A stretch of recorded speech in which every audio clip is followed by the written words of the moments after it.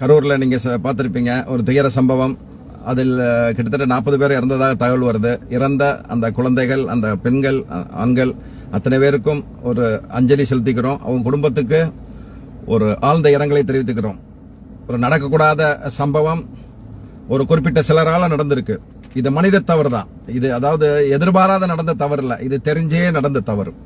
இத இளந்தலைவர் சொல்ல மாதிரி, தலைவர் சொல்ல மாதிரி இதை அரசியலாக்க விரும்பவில்லை. ஆனா அரசியலாக்க விரும்பவில்லைனாலும் எதிர்காலத்தில் இது நடக்கமா இருக்கணுமா இல்லையா? இன்னைக்கு என்ன சொல்றான், நீங்க சோசியல் மீடியாவை திறந்தீங்கன்னா ஒரு சம்பவம் நடந்துருச்சு, அதுக்கு என்ன செய்யணும்னு அந்த அந்த இளைஞர்கள் என்ன சிந்திக்கல. திமுக தவறு செஞ்சிருச்சு, திமுக தவறு செஞ்சிச்சு, திமுக தான் தப்பு பண்ணிருக்கு, திமுக திட்டமிட்டு சதி பண்ணிருக்கு.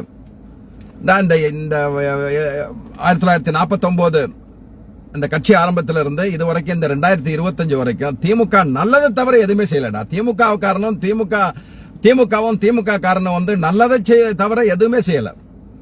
இந்த தமிழ்நாட்டு மக்களுக்காக என்ன செய்யணுமோ மேக்சிமம், அதாவது உள்கட்டமைப்புல இருந்து இந்த தமிழர் இன்னைக்கு வரைக்கும் இந்தியாவிலேயே முதலிடத்தில் இருக்கிறதுக்கு காரணமே அது அடித்தளமிட்டது கலைஞர்.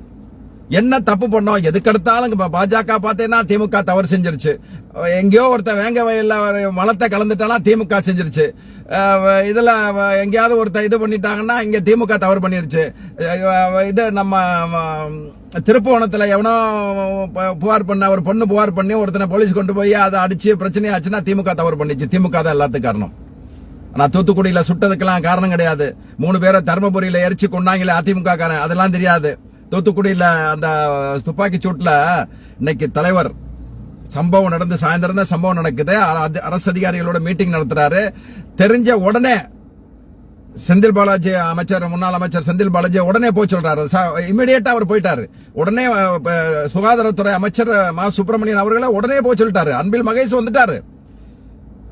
தலைவர் 12 மணிக்குங்க, நைட்டு 12 மணிக்கு தலைமைச் செயலகத்தில் மீட்டிங் போட்டு இதுக்கு என்ன செய்யணும் சொல்லிட்டு இம்மிடியேட் ஆக்ஷன் எடுக்கிறதுக்கு என்னென்ன செய்யணும் சொல்லிட்டு அந்த ஆஸ்பத்திரியில் இது பண்ணிட்டு, அதே மாதிரி பிரைவேட் டாக்டர், பிரைவேட் மருத்துவமனையில் இருக்கலாம், அங்கெல்லாம் கொண்டு சேர்த்துட்டு யாரும் எந்த காசு வாங்கக்கூடாது, நோயாளிகள்கிட்ட எதுவும் வாங்கக்கூடாதுன்னு சொல்லி லீவ்ல இருந்தவங்க, ஓய்வுல இருந்த அத்தனை பேரை வர வச்சு இம்மிடியேட் ஒரு போர் நடந்தா என்ன அந்த இம்மிடியேட் இதா இருக்கும் அவ்வளவு செஞ்சுட்டு நைட்டு 12 மணிக்கு ஆலோசனை நடத்தினாருங்க. இந்தியாவில் எந்த முதலமைச்சருங்க செய்வான்? துப்பாக்கி சூடு நடந்ததுக்கு அது தெரிஞ்சிட்டா அன்னைக்கு முதலமைச்சர் எடப்பாடி பழனிசாமி ஸ்பாட்டுக்கு போயிருக்க வேணாமா? அடுத்த நாள் காலையில சொல்றாரு, நான் டிவியை பார்த்தேன் தெரிஞ்சுக்கிட்டேன்னு சொன்னாரு. அந்த பழனிசாமி எல்லாம் இன்னைக்கு நமக்கு அட்வைஸ் பண்றாரு. 12 மணிக்கு அதை முடிக்கிறாருங்க, 1 மணிக்கு பிளைட்ட பிடிக்கிறாருங்க, 3 மணிக்கு ஹாஸ்பிட்டலுக்கு வர்றாருங்க. இந்தியாவில் இல்லங்க, உலக அளவுல எந்த ஒரு மக்கள் பிரதிநிதியும் இவ்வளவு இரக்க சுபாவம் உள்ள, இவ்வளவு மனிதநேயம் உள்ள ஒரு முதல்வரை எவனும் பார்த்திருக்க முடியாது. நீங்க 1000 திட்டு, நீ உன்னுடைய திட்டு நாங்க குறைஞ்சு போயிட மாட்டோம், திமுக காரன் குறைஞ்சு போயிட மாட்டான். எனக்கு கூட நிறைய பேர் இந்த ஒரு ஸ்கிரீன்ஷாட் அனுப்புனாங்க. எவ்வளவுலாம் அநாகரியமா போட்டிருக்கான் திமுக காரன் தெரியுமா? திமுக காரன் தப்பு பண்ணுச்சு, திட்டமிட்டு இது பண்ணுச்சு. என்னடா திட்டமிட்டு செஞ்சுச்சு? நீ ஒரு கட்சியின் தலைவன், ஏற்கனவே ஒரு மாநாடு போட்டிருக்க. ஃபர்ஸ்ட் மாநாடு போட போகும்போது விக்கிரவாண்டியில மாநாடு போட்டு, அதுக்கடுத்து மதுரையில மாநாடு போட போகும்போது அங்க 1 லட்சம் சேர உடைச்சிருக்காங்க. அங்க உள்ள திருச்சி விமான நிலையத்தில் அவ்வளவு உடைச்சு எறிஞ்சிருக்காங்க. இதெல்லாம் பார்த்து நீ திருந்து இருக்க வேணாமா? அடுத்த கட்ட ஒரு மக்களோட சேர்ந்துச்சுன்னா, இல்லனா என்ன செஞ்சிருக்கணும், ஒரு பொதுவெளியில ஒரு பொதுக்கூட்டம் போட்டு மக்களை, உன்னுடைய ஆட்களை பூரா கொண்டு வந்து ஒரு மைதானத்துல இதை போடு, ஒரு பொதுக்கூட்டம் போடு, மாநாடு நடத்த வேணாம். அந்த கரூர்ல ஒரு பொதுக்கூட்டத்தை போடு, அவ்வளவு பேர் வரட்டும், உன் கட்சிக்கார வருவா. எந்த பொதுமக்களுக்கு இடைஞ்சல் இல்லையே. இதை உருவாக்குனது யாரு? இந்த ரோட் ஷோன்னு உருவாக்க. இப்ப தலைவர் ரோட் ஷோ போறாரு, லட்சக்கணக்கான மக்கள் மத்தியில தான் போறாரு. அவர் ஒரு முதலமைச்சருங்க. நடக்க முடியாட்டா கூட அவர் இது பண்ணி மக்களோட மக்களா போய் லட்சக்கணக்கான பேர் இந்த 2 சைடு தான் இருக்காங்க. ஏதாவது தவறு நடந்துச்சா? இதே செப்டம்பர் 17ஆம் தேதி கரூர்ல மாநாடு நடந்துச்சு, இது முப்பர் விழா நடந்துச்சு. என்ன சம்பவம் நடந்துச்சு? இப்ப 2 நாளைக்கு முன்னால எடப்பாடி பழனிசாமி தான் கரூர்ல மீட்டிங் போட்டு போனாரு. என்ன நடந்துச்சு? அப்ப இந்த மாதிரி மதுரை சம்பவம் நடந்திருக்கு, திருச்சி ஏர்போர்ட்ல சம்பவம் நடந்திருக்கு. ஒரு பாதுகாப்பு பண்றதுக்கு போலீஸ்கார எத்தனை லட்சக்கணக்கான போலீஸ்காரனா நம்மகிட்ட இருக்காங்க. கரூர்ல ஒரு மீட்டிங் நடக்குது. கரூர்னா அங்க உள்ள போலீஸ்காரங்க தான் இருக்கணும், அவங்க தான் வருவாங்க, பக்கத்து மாவட்டத்தில இருந்து வருவாங்க. அவ்வளவுதானே பாதுகாக்க முடியும். நீ ஒரு கட்சி தலைவன்ல, உன்கிட்ட இருக்கிற புறா இளைஞர் தானே. 10 பேருக்கு ஒரு செக்யூரிட்டி போடு, 10 பேருக்கு ஒரு தயார் பண்ண, தொண்டரணியை தயார் பண்ண. கட்சி நிர்வாகிகள் எங்க? ஒன்றிய செயலாளர், நகர் செயலாளர், அது பூத் லெவல்ல போட்டியில் அவங்களாம் எங்க? அவங்கெல்லாம் ஏன் பாதுகாப்பு கொடுக்கல? இதுதான்டா தற்குறின்னு சொல்றது. ஒரு தலைவன் எப்படி இருக்குன்னு பிளான் போடணும். உன் கூட இருக்கிற 2ஆம் கட்ட தலைவர், 3ஆம் கட்ட தலைவர் யாராவது இருக்காங்களா? போலி லாட்டரி வித்தா ஒரு லாட்டரி மார்ட்டினுடைய மருமகன் ஆதவ அர்ஜுனா, அவனுக்கு என்ன மயிறு தெரியும்? அவனுக்கு பாண்டிச்சேரியில சாராய வித்துக்கிட்டு இருந்த புஷி ஆனந்த் வந்தான், அவனுக்கு என்ன மயிறு தெரியும்? நிர்மல் குமார்னு ஒருத்தர் இருக்கான், அவன் பாஜக இருந்து அண்ணாமலைக்கு சொம்படிச்சுக்கிட்டு இருந்தான். கடைசியில தவாய்க்கால இருந்தவன இங்க வந்துட்டு இங்க இருக்கான். அவன் பொய்ய தவிர ஒண்ணும் சொல்ல மாட்டான். பாகிஸ்தான்ல எங்கேயோ நடந்த ஒரு மலை விஷயத்தில் நடந்ததை தமிழ்நாட்டில் நடந்தாக போலி செய்தி பரப்பினவன் தான் அந்த நிர்மல் குமார். இவெல்லாம் அரசியலுக்கு உனக்கு உதவி என்னடா செய்ய போறீங்க? ஒரு திட்டமிடல் வேணாமா? ஒரு பெரிய மிகப்பெரிய மாநாடு நடத்த ஒரு பொதுமக்கள் கூடுறாங்க. ஒரு கிட்டத்தட்ட குறைஞ்சபட்சம் ஒரு 20,000 30,000 பேர் வர்ற இடத்துல வந்து ஒரு கார் வந்து நிக்கினா சுத்தி மக்கள் வரத்தான் செய்வாங்க. எல்லாமே போலீஸ்காரன் தெளிவா சொல்லியிருக்காங்க. இந்த மாதிரி நீங்க போக கூடாது அப்படின்னா உடனே வந்துடுறாங்க. இந்த அண்ணாமலை, இந்த மயிறு கஞ்சா சங்கர், இந்த தமிழிசை, அதெல்லாம் கருத்து சுதந்திரத்தை திமுக தடுக்கிறது. கருத்து சுதந்திரத்தை மக்கள் பேச விட மாட்டேங்கிறாங்க, கட்சிக்காரனை வளர விட மாட்டேங்கிறாங்க அப்படிங்கிறீங்க. சரி போ நீ ஒரு ரோட் ஷோ போற இல்ல ஒரு பப்ளிக் மத்தியில பேசிட்டேன்னா அதுக்கு ஒரு காவல்துறை இன்ஸ்ட்ரக்ஷன் கொடுக்குது. தமிழ்நாடு காவல்துறை உலகத்திலே சிறந்த காவல்துறைடா. அவங்களுடைய திட்டமிடல், அவங்களுடைய இது எங்கேயுமே கிடைக்காத ஒண்ணு. அவங்க திட்டம் போடுறாங்க, உனக்கு கொடுக்கறாங்க, 20 பாயிண்ட்ஸ் கொடுக்கறாங்க. நீங்க எத்தனை பேரை கூட்டிட்டு வர போறீங்க? எவ்வளவு கார் வரும்? எந்த இடம் உங்களுக்கு தேவை? ஏன்னா ஒரு உயர்நீதிமன்ற அந்த உத்தரவுப்படி ஒரு நகர்ல நீங்க மீட்டிங் போடனா குறிப்பிட்ட இடத்துல, சென்னைனா ஒரு இடத்துல தான் போட முடியும். அதே மாதிரி நீங்க ஒரு இடத்துல தான் மீட்டிங் போட முடியும். எல்லா இடத்துலயும் உங்க இஷ்டத்துக்குலாம் போட முடியாது. அதே மாதிரி ஒரு மீட்டிங்க்கு ஒரு 3 இடத்தை தேர்ந்தெடுத்து சொல்றாங்க. அவங்க ஒரு இடத்தை தேர்ந்தெடுத்து சொல்றாங்க, அது ரொம்ப குறுகலான இடம். அந்த இடத்தை விட்டுட்டு நல்ல பரவலான ஒரு இடத்தை சொல்றாங்க. அதை அவன் ஒத்துக்கிறான். ஏன் நீங்க அப்பவே சொல்லிருக்க வேண்டியதானே, இது குறுகலான இடம், எங்களால இது பண்ண முடியாது, எங்களுக்கு வேற இடம் கொடுங்க, இல்லைன்னா பொதுக்கூட்டம் போட மாட்டேன்னு சொல்ல வேண்டியதானே? நீ தானே ஏத்துக்கிட்ட, நீ தானே சொன்ன ஓகே அப்படின்னா. எல்லாம் ஒத்துக்கிட்டு கையெழுத்து போட்டு வந்துட்டு இன்னைக்கு காவல்துறை தவறு செஞ்சிருச்சு, எங்களுக்கு குறுகலான சொல்லி திமுக தவறு பண்ணிருச்சு, திமுக எங்களை அழிக்க பாக்குறேன் ஏன் சொல்றேன்? ஏண்டா வெயில் காலம், காலையில 7 மணிக்கு ஆட்களை கூட்டிட்டு வந்து பெண்களை அதை எதையும் கூட்டிட்டு வந்து ரோட்ல நிக்க வச்சினா அந்த பெண்களுக்கு தண்ணி கொடுத்திருக்கியா? சாப்பாட்டுக்கு ஏதாவது வழி பண்ணிருக்கியா? ஒண்ணுமே இல்லாம பட்னி கடந்த குழந்தைகளும் பெண்களும் வரத்தான் செய்வாங்க. ஒரு நடிகனை பாக்குறதுக்கு எல்லாரும் வருவாங்க, அது அவங்களுடைய இஷ்டம். இதை யாரும் தடுக்க முடியாது, போகாதேன்னு தடுக்க முடியாது. அப்படி வர்றவங்களுக்கு என்ன ஏற்பாடு செஞ்ச? பாதுகாப்பு என்ன ஏற்பாடு செஞ்ச? உன் கூட இருக்கிறவங்க வண்டிக்கு பின்னால பைக்ல வரத்தானே பாக்குறான ஒழிய அந்த பொதுமக்களை எப்படி பாதுகாக்கணும், பொதுமக்களை எங்கெங்க நிறுத்தணும் கேட்டு பாடுறா. நாளைக்கு 29ஆம் இங்க எங்க ராமநாதபுரத்துல தலைவருடைய ரோட் ஷோ கிட்டத்தட்ட 1 மாசமா திட்டமிடுறாரு எங்க மாவட்ட செயலாளர்.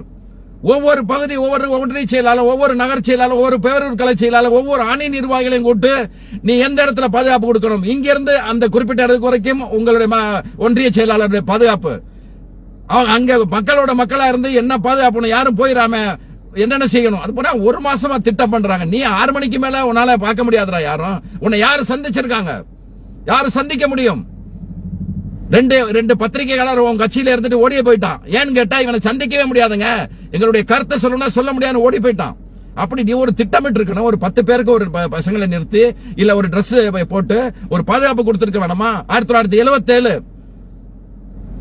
முதலமைச்சர் எம்ஜிஆர் வர்றாரு. எம்ஜிஆர் நம்ம விட்டு பிரிஞ்ச முதலமைச்சர் ஆறாரு. தலைவர் கலைஞருக்கு பாதுகாப்பே கொடுக்கல. திமுகவுடைய தொண்டரணி கருப்பு சிவப்பு போட்டுட்டு தலைவர் எங்க மீட்டிங் போன கூடவே போவாங்க. அவங்க தான் பாதுகாப்பு. கிட்டத்தட்ட 13 வருஷமா வனவாசம் இருந்தமே. அப்ப எந்த போலீஸ்காரடா எங்களுக்கு பாதுகாப்பு கொடுத்தாங்க? எந்த போலீஸ்காரன் கொடுக்கல. திமுகவுடைய தொண்டரணி, திமுகவுடைய கட்டுப்பாடு, கடமை கண்ணியம் கட்டுப்பாடு தெரிஞ்சவன்டா. ஒரு தலைவன் கீழே எப்படி தொண்டன் இருக்கணுங்கிறது தெரியணும்டா. முதல்ல அது வளர்க்கணும். அது 2019 மார்ச் விருதுநகர் மாநாடு நான் போயிருக்கேன். மிக பிரமாண்டமான கூட்டம். அங்கதான் சொன்னாரு மருது சகோதரர்கள் சொன்னாரு, கைகேசி சாரும் அண்ணன் தங்கம் தென்னரசையும். மிக பிரமாண்டமான ஏற்பாடு, லட்சக்கணக்கான மக்கள் கொண்டாங்க. எந்த போலீஸ் எங்களுக்கு பாதுகாப்பு கொடுத்தான்னு நினைக்கிறீங்க? மாநாடு முடிஞ்சு வெளியே வரணும், மக்கள் வெளியே வர முடியாத அளவுக்கு டிராபிக் ஜாம். நம்ம ஆட்கள் தான் ஒவ்வொன்னா இது பண்ணி பொறுமையா இருந்து இது பண்ணி போனாங்க. எங்க சண்டை போட்டான், எந்த சேரை உடைச்சான், எங்களுக்கு போக வழி இல்லைன்னு எந்த காரை உடைச்சான்.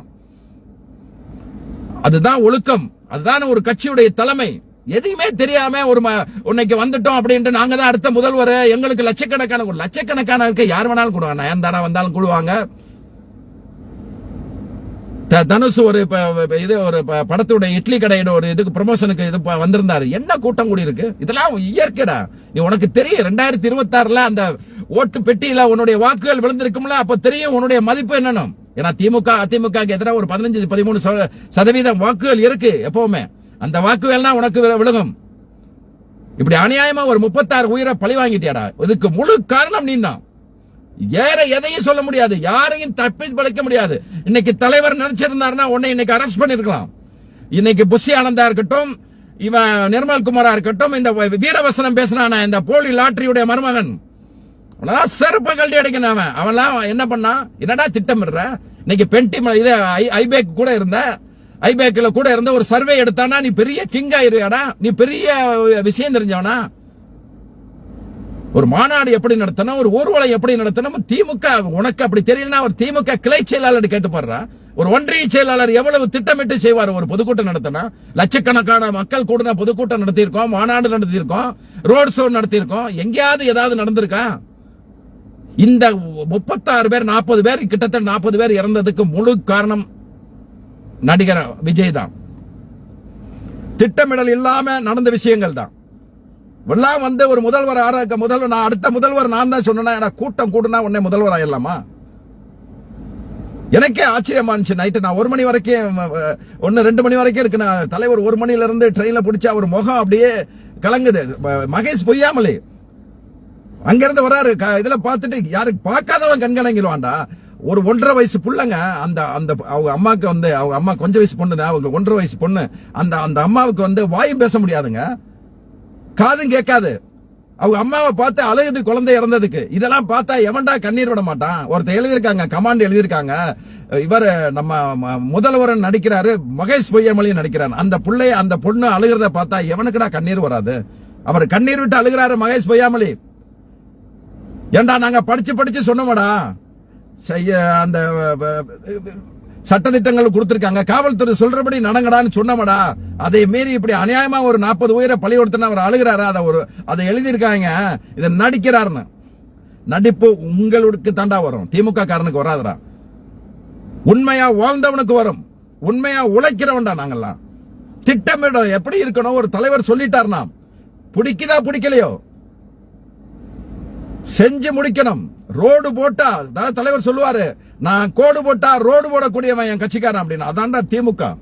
படி, நீ வளரு, நல்லா வளரு, நல்லா செய்ய. அது ஒண்ணும் இல்ல. யாரையும் விமர்சிக்க வேண்டிய அவசியம் திமுகவுக்கு இல்ல.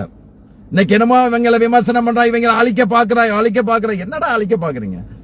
பக்தவச்சல இருந்து, ராஜகோபால் ஆச்சாரியில இருந்து, எம்ஜிஆர்ல இருந்து, ஜெயலலிதா இருந்து. நாங்க ஜெயலலிதாவே இறந்து போகும்போது என்ன சொன்னோம் தெரியுமா? நீங்க ஆளக்கூடாது தானே சொன்னேன், நீங்க வாழக்கூடாதுன்னு நாங்க சொல்ல. திமுக காரன் ஒவ்வொருத்தனும் பதிவு போட்டான். அதான்டா திமுக காரன். அதான் படிய. நீ அந்த இது போடுறீங்களே பதிவு, ஒருத்தன் போதைய போட்டு பேசுறாங்க, வீடியோல பேசுறான். என் தலைவனை கைது பண்ணிருவியா? கைது பண்ணனா எவனும் உயிரோடு இருக்க முடியுமா? முதல்வரை அங்க எடுத்துமா, ஆட்சியை நாளைக்கே மாத்திடும்னு ஒரு சவால் வர்றான். யார்கிட்ட? திமுக காரன்ட்ட. எல்லாம் பொறுமையா தாண்டா பாருங்க. எங்களுக்குன்னு ஒரு தலைவர் இருக்கா? தலைவருக்கு மீறி ஒண்ணு பேசக்கூடாது. நீ எழுதுறதுனால, நீ எழுதி ஒண்ணும் பேசாதனால நீ பெரிய ஆள் ஆயிரன்னு நினைக்கிறியா? ஒரு பொம்பளை பேசுறாங்க, நான் 20 வருஷமா விஜயை காதலிக்கிறேன், நான் ஒரு ஆளு 1 லட்சம் பேருக்கு சமம். என்ன மயிறு உனக்கு தெரியும்? ஒருத்தி சொல்றா, என் புருஷனை விட நான் தான் இவரை விரும்புறேன் அப்படிங்கிற. என்னடா அரசியல் அனுபவம் இருக்கு? இல்ல இந்த மக்களை பத்தி என்ன சிந்திக்கிறீங்க? அவன் சொல்றாங்க, அவன் போய் சொல்றான் நாமக்கல்ல ஒரு மாளிகை கட்டல அப்படின்னு சொல்றான்.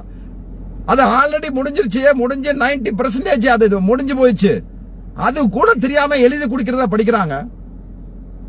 இப்படி ஒவ்வொன்றும் சொல்றது பூரா பொய்யை தவிர வேற எது இல்லை. ஏன்னா கூட உள்ளவன் இன்னைக்கு திமுக தலைவருக்கு சில ஹின்ஸ் எடுத்துக்கிட்டோம்னா, பல ஆண்டுகள் இந்த இயக்கத்தினுடைய தெரிஞ்சவங்க, திருநாவுக்கரசுல இருந்து திருமாவேலவன்ல இருந்து எவ்வளவோ விஷயங்கள் எடுத்து தலைவர்கிட்ட கொடுக்குறாங்க. நீ ஓன்ட்ட யாரா இருக்கிறது? அதை வரைச்சு போலி லாட்டரி வெட்டினா அவன் கேட்டீங்கன்னா 3 சீட்டு லாட்டரி என்ன வைக்கணும்னு சொல்லுவான். 3 நம்பர் லாட்டரி எப்படி ஜெயிக்கணும், அதை எப்படி திருட்டுத்தனமா கேரளாவிலையும் இதுலயும் திரிபுராலையும் சிக்கிம்லையும் கொண்டு எப்படி விற்கிறது, 10 சீட்டு தான் அடிக்கணும்னா 1000 சீட்டு எப்படி அடிக்கணும்னு சொல்லி கொடுப்பாம ஆதவ அர்ஜுனா. அவனுக்கு என்ன தெரியும்? என்ன அரசியல் நுணுக்கம் தெரியும்டா? இந்த தமிழ்நாட்டு அரசியல் என்ன தேவைன்னு என்ன தெரியும்? என்ன முடிஞ்சிருக்கு, எத்தனை கல்லூரி வந்திருக்கு, எத்தனை பாலங்கள் இருக்கு, எத்தனை அணைகள் யாரு கட்டினது, என்ன வரலாறு உங்களுக்கு தெரியும்?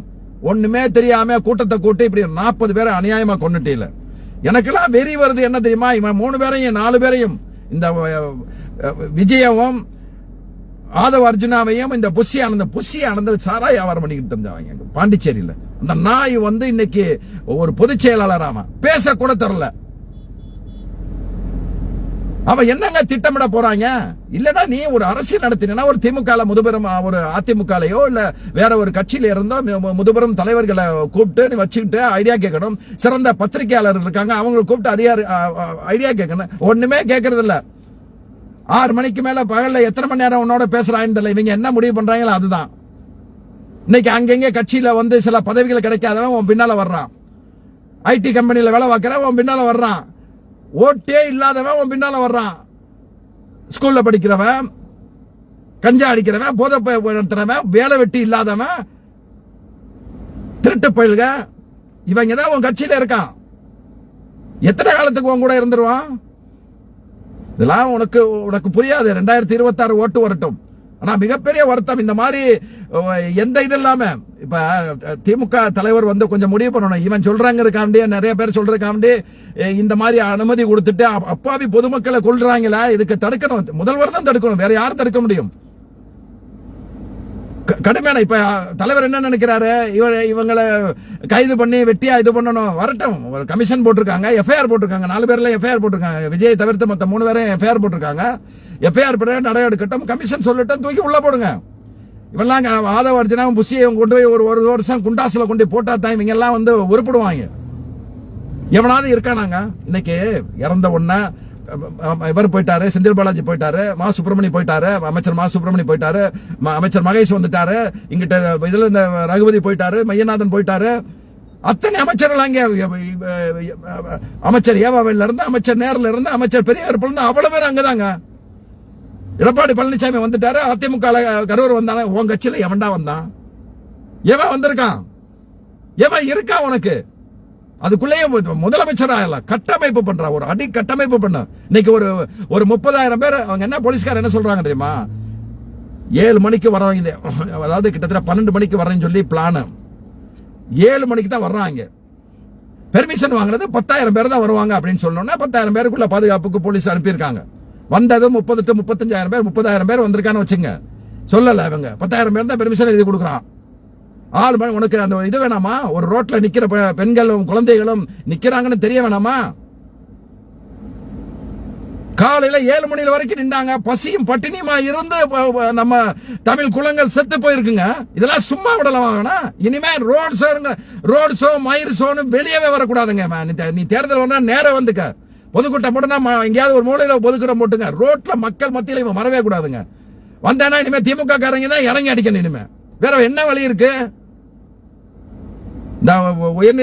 உச்சநீதிமன்ற வழக்கறிஞர் ஒருத்தர் கேஸ் போடுறேன்னு இருக்காரு. இப்படி நீங்க கட்சிக்காரன் போட்டதானே இது? தனி மனிதன் போடட்டும், போட்டு இவனை கோர்ட்ல ஏத்தனுங்க. சும்மா ஒண்ணுமே ஒரு மயிரும் தெரியாம அப்பாவி பொதுமக்களை கொண்டுட்டா வேடிக்கை பார்க்க இருக்காங்க. நம்ம உட்கார்ந்துருக்காங்க. அதுக்கடையில திமுக காரன் எல்லாமா எதுக்கு நடந்தாலும் திமுக காரன். இந்த அண்ணாமலைன்னு ஒருத்தர் இருக்கா பாருங்க. ஏண்டா நீ தான் இப்ப 85 கோடி ஊழல் பண்ண, பல கோடி ஊழல் பண்ண, உன்னை செருப்பு கழட்டி அடிச்சாங்களாங்க. செருப்பு கழட்டி அடிச்சதானடா உன்னை வெளியே அனுப்புனாங்க அண்ணாமலை. இன்னும் நீ திறந்தலையா? அவன் சொல்றாங்க காவல்துறை பாதுகாப்பு. நீ ஒரு உண்மையில ஐபிஎஸ் படிச்சு வந்தியாடா? இல்ல நாக்பூர்ல அங்க ஆர்எஸ்எஸ் ஆபீஸ்ல கூட்டி இருந்தவன உன்னை ஐபிஎஸ் ஆக்கிட்டாங்களா? ரூல்ஸ் தெரியாதா உனக்கு?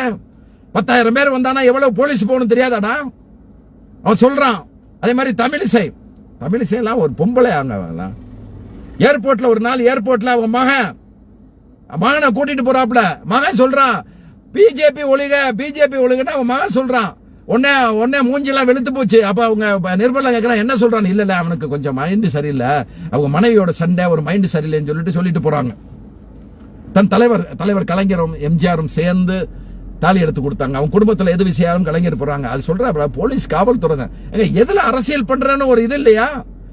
அந்த கஞ்சா சங்கர் சொல்றான் பொய்யா எழுதி. யாருங்க இந்த கஞ்சா சங்கர்?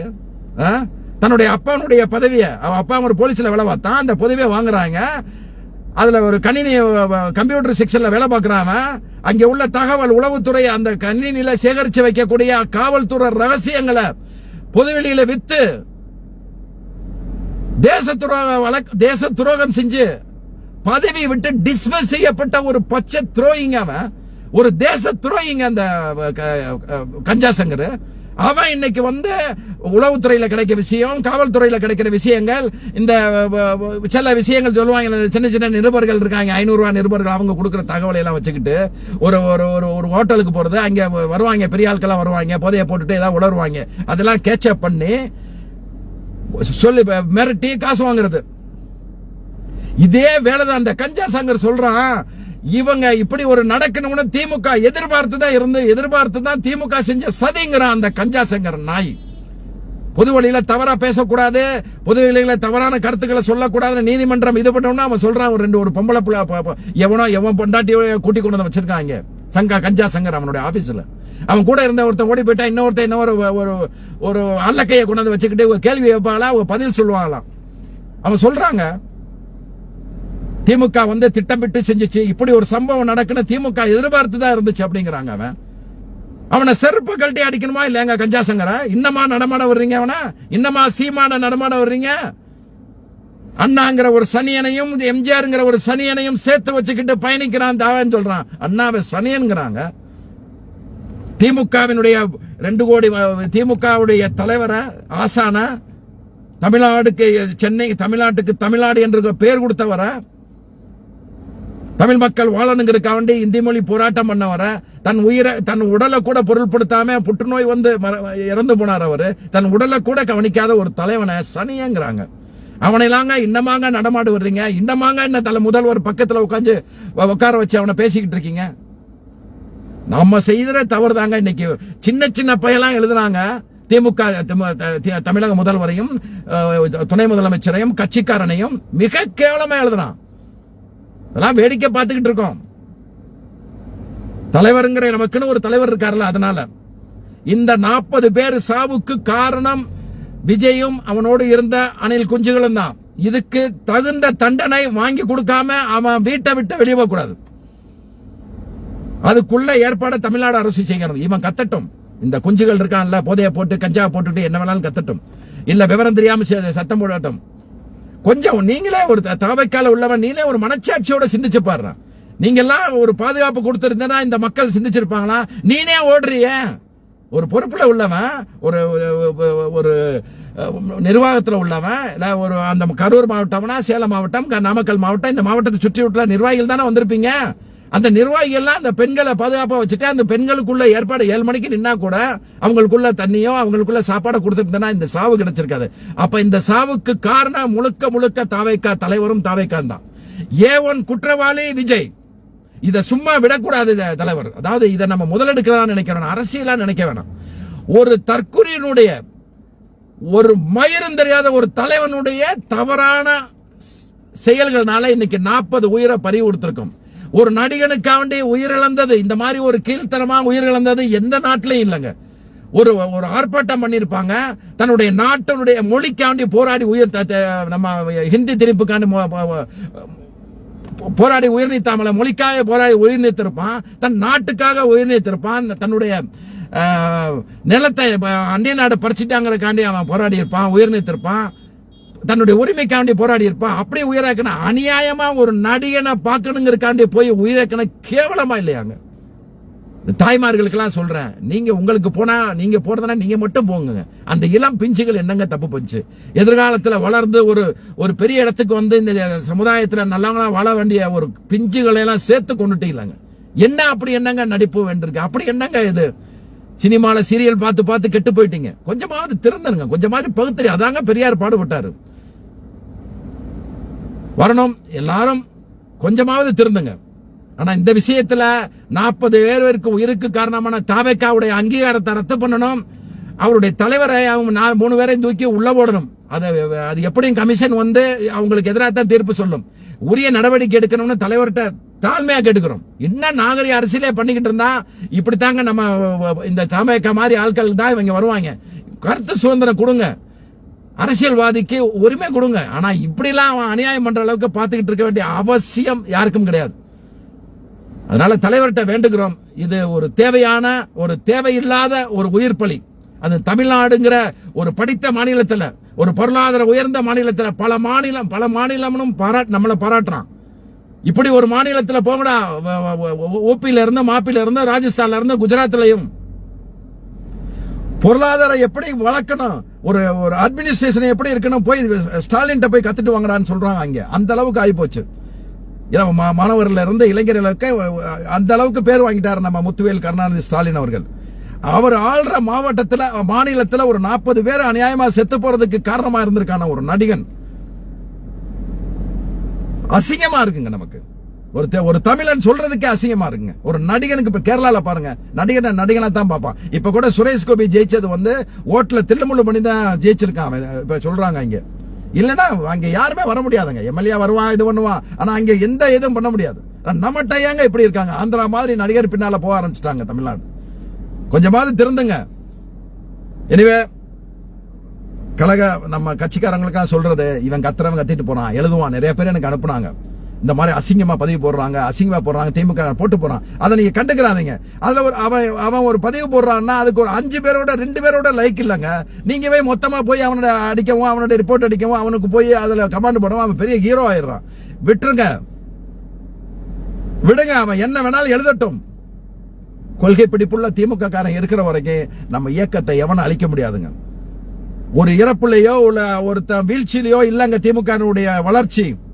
நம்மளுடைய உழைப்பு, நம்மளுடைய சாதனை, நம்மளுடைய தியாகம், நம்மளுடைய உண்மை தாங்க நம்மளை உயரத்துக்கு கொண்டு போகுது. அந்த ஒரு நம்பிக்கையோட ஒவ்வொரு திமுக காரனும் இருங்க. வெற்றி நமக்கு தாங்க. 200 இல்ல 200 தாண்டி வெற்றி பெறுவோம். அதுல எந்த சந்தேகம் வேணாம்.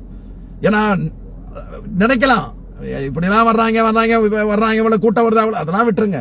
உண்மை என்னைக்கும் போடுறது. அந்த உண்மை நம்மகிட்ட இருக்கு. அந்த உண்மை நம்மகிட்ட இருக்கிற வரைக்கும் 200 தாண்டியே ஜெயிப்போம். நன்றி, வணக்கம்.